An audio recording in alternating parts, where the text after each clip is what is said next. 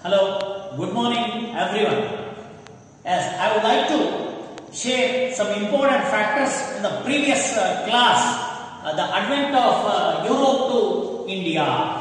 In the previous class, we discussed about the trade and commerce relationship India had with Europeans. And the second factor we were discussed in the last class, the arrival of Europeans to India for trade. Yes, today the Carnatic wars in the backdrop of European political developments. Today, the important points we are going to discuss the Carnatic wars and the backdrop of European political developments and Battle of Plassey, Battle of Buxar and dual government system and the British policy of aggression. In these three important factors we will discuss in today's class. In the today's class, after the Europeans, all the Europeans like Portuguese, Dutch, British and French, all these Europeans entered India for trade. Finally, the competition is between English and French. Yes, finally French and English resorted to show their strength in order to establish their political supremacy over India. The meanwhile, political volatility arose in the regions of Hyderabad. Yes, understood. My dear students, the backdrop of Carnatic wars, at the same time when the competition was started in between the English and French, the political volatility arose in the regions of Hyderabad and Carnatic. What is that Carnatic? Carnatic is not a Karnataka. Carnatic is a place, it located in the eastern part of Tamil Nadu, and both the English and French tried to exploit the situation in their favor. This situation led three Carnatic wars. Yes, once again, the backdrop is the political volatility arose in the regions of Hyderabad and Carnatic. Yes, where were the volatilities arose? Yes, the regions of Hyderabad and Carnatic, and both the English and French tried to exploit the situation in their favor. This was led to three Carnatic wars. The Portuguese and Dutch had withdrawn from India, unable to withstand the competition from French and English by the 18th century. Finally, French and English resorted show their strength in order to establish the British supremacy over India. After the arose the volatility, the first Carnatic War, it was started 1746 and it was end at 1748. Yes. When did first Carnatic War start? 1746 to 1748. On the request of, what was the causes of first Carnatic War? Yes, on the request of Dupleix. Who was the Dupleix? The Dupleix was the French governor. He was a more ambitious man. On the request of Dupleix, Lord Bourdonnais. Who was that Lord Bourdonnais? Lord Bordelaise was a French military leader. On the request of Dupleix, the Lord Bordelaise, he was from Mauritius, he invaded Madras. It was control under the British. The Madras, on those days, at the same time, the British had the supremacy over the Madras. At the same time, Lord Bordelaise invaded the Madras and he captured the Madras. This forced the helpless British to request of Anwaruddin. Who was that Anwaruddin? Anwaruddin was the Nawab of Carnatic. So, British wanted to request the help of the Nawab of Carnatic for support.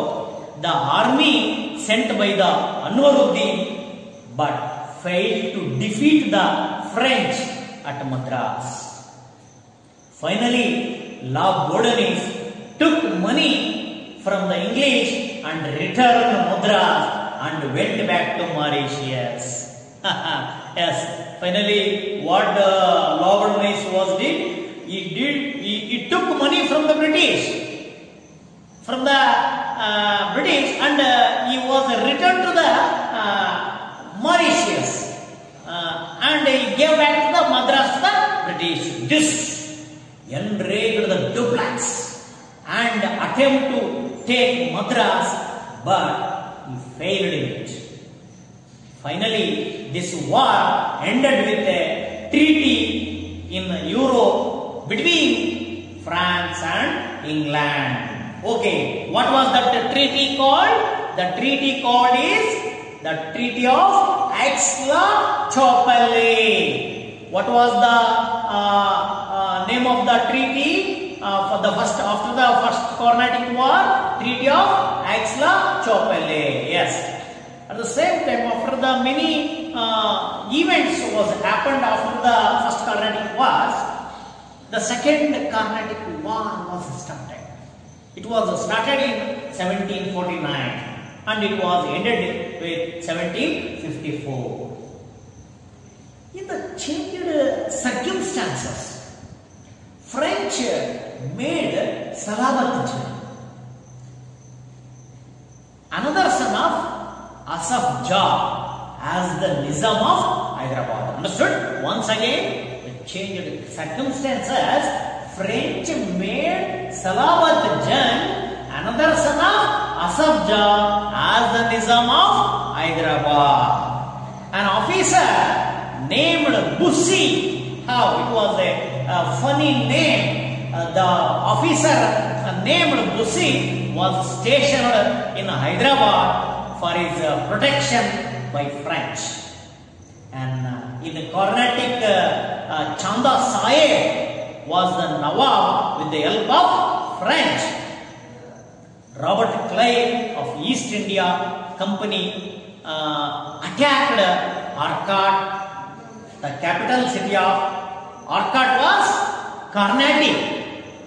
The capital city of Carnatic was Arcot. And Robert Clive attacked Arcot and defeated the Chanda Sahib. Yes. The Chanda Sahib was imprisoned and later he killed in this war. In the place of Chanda Sahib, the English named Muhammad Ali. Who was that Muhammad Ali? He was the son of Anwaruddin as the Nawab of Carnatic. The second Carnatic War also ended with the Treaty of Pondicherry. Yes, the second war ended with the Treaty of Pondicherry. Then French recalled the Dupleix. This war brought laurels to English, while French suffered a political setback. Yes, and after that some changed circumstances. The third Carnatic War was started in 1756 to 1763. What was the incident was held during the Third Carnatic War? Let us discuss. D. Lolly, Count D. Lolly. Was that Count D. Lolly? He was of a French leader. Count D. Lolly of a French attempt to Wandiwash in 1760. Count D. Lolly was attempt to Wandiwash in 1760. In this decisive battle, Sir Ayrcute was that Sir Ayrcute. He was the British officer. He decisive battle Sir Ayrcute of the English army. He defeated the French and imprisoned Bussy. Lally, Count D. Lally, he was escaped and hid in Pondicherry. Finally, Sir Ayrcute attacked Pondicherry and Count D. Lally had a surrender unconditionally in 1761. Wow, okay. After all the three Carnatics war, what were the effects of Carnatics war? Let us discuss. French had to lose all their bases in India due to Carnatic wars. In spite of this, what was happened? In spite of this, as per the Treaty of Paris in 1763, Pondicherry was returned to France. With these developments, French lost their importance in India. Like this, English, by defeating all their rivals, started consolidating their power over the southern India. After gaining political control over South India, the British tried to gain control over rich province, that is Bengal.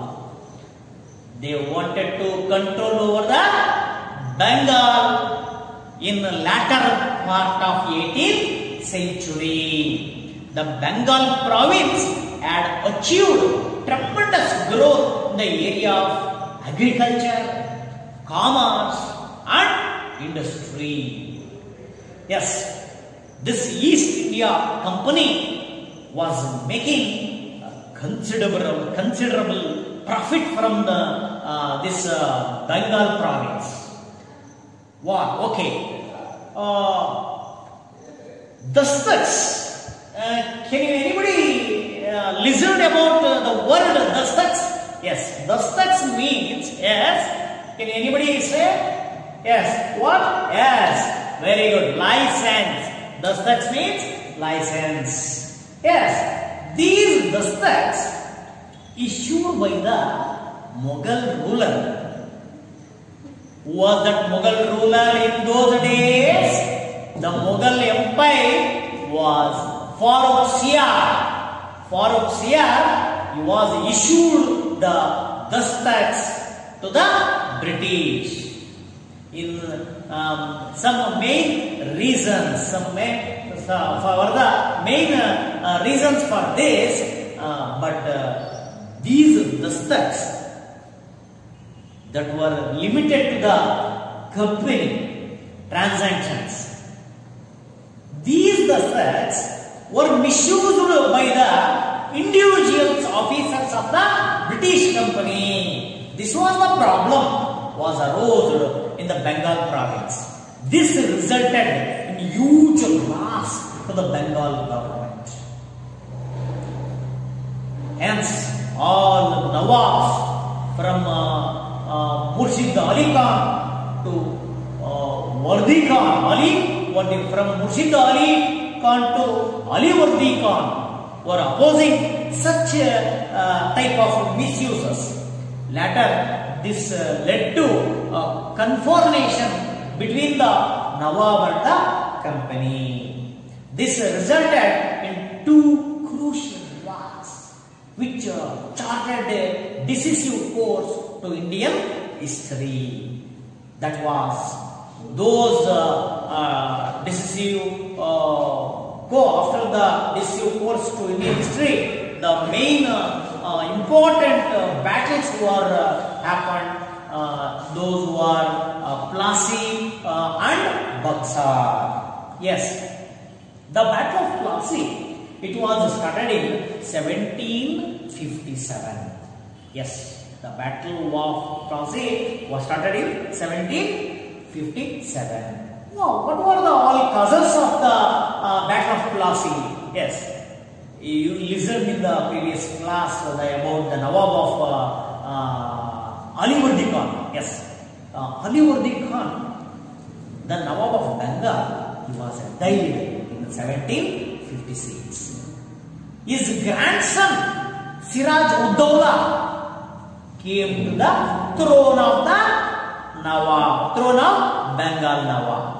The Plassey battle took place between the young Nawab Siraj Uddaulah and British in 1757. Very good. Yes. Okay, let us discuss what were all the causes of the Battle of Plassey.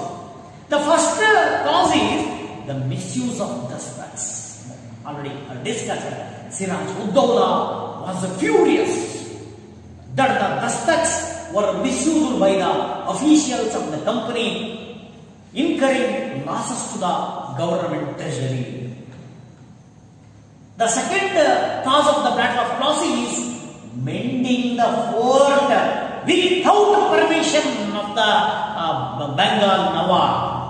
The British repaired the fort of Calcutta and placed cannons in them. This further injured Siraj Uddaulah and ordered the removal of cannons from the court. But the British refused to do this, injuring the Nawab further once. As the third cause of the British Battle of Plassey is Black Room tragedy. Black Room tragedy. Siraj Uddaulah conquered the Fort William easily and imprisoned some of the British officers.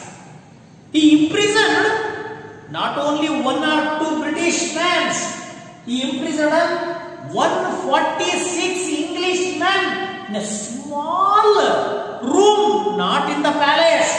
They imprisoned 146 Englishmen in a small room like this in the fort, of which 123 the Englishmen were died. This called as the Black Room tragedy. This tragedy was enraged the British officer Robert Clive and arrived in Bengal with a large army. Yes, Robert Clive attacked the rich. He was not attacked suddenly on Anurudi. He attracted the rich locals like Manik Chand, Omi Chand and Jagat Seth and other towards him. He was attracted these rich peoples who are living in the Bengal province. He was successful in convincing Mir Jafar also. Who was that Mir Jafar? He was the military head of Siraj Uddaulah. He was the military head of Siraj Uddaulah. So he was convincing Mir Jafar and the military head of Siraj Uddaulah to stay neutral in the battle by suffering in the the military Siraj Uddaulah to stay neutral in the battle by offering him the post of Nawab of Bengal. Yes, and this was encouraged by all these developments. Robert Clive declared war against Siraj-ud-Dawla. Everything went according to the plan of Robert Clive. Siraj-ud-Dawla, who tried to escape from the battlefield, and he was captured, and also he was killed by the Robert Clive. Yes, this was the Battle of Plassey. Okay, let us discuss what were the outcomes of Battle of Plassey. The first outcome of this battle was this war brought out the immorality, lack of unity among the Indians, and the greed of Indian businessmen. The Mir Jafar became the Nawab of Bengal. Yes, the third outcome was the company gained exclusive rights to do business in Bengal. The fourth outcome was Mir Jafar had to pay rupees 17 crores and 70 lakhs to as a relief to Siraj-ud-Dawla's attack on the Fort William. In a nutshell, Mir Jafar became continuous victim of company and its employees. Even to the treasury went bankrupt. Bankrupt means in Kannada we using the same using the meaning of that bankrupt is Divalikana. Yes, treasury went bankrupt due to this greedy nature. Greedy means durase swabhava. Okay, this greediness of the company and its officials were never satisfied. The British projected Mir Jafar as an inefficient Nawab and brought in his nephew Mir Qasim as the Nawab, as a new Nawab. Yes. Okay. After some changed circumstances, another major battle was happened in 1764. That was called Battle of Buxar. It was held in 1764. This was the last battle. The British were able to having a full power in India. Yes. Mir Qasim. What was the all the causes of this Buxar was that was discussed. Mir Qasim, he was an efficient administrator. In the beginning, he remained loyal to the company. He paid 2 lakh pounds to the company and gave away few places to it.